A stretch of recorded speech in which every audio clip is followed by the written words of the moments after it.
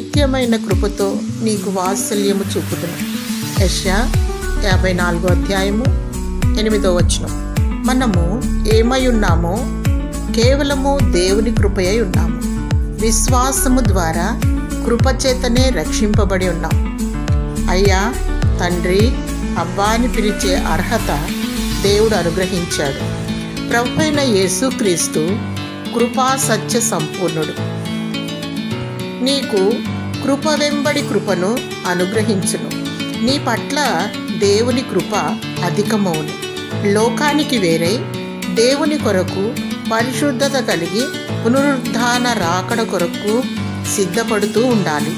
అనాది కాల సంకల్పము చొప్పున జగత్పునాది వేయబడక ముందే దేవుడు నిన్ను ఏర్పరచుకున్నాడని ఎరిగి బహునిష్టగా దేవునికి ఇష్టంగా జీవించాలి. అధైర్యపడకు, నీవు ఒంటరి వాడివి కావు. నీ పక్షాన దేవుడున్నాడు.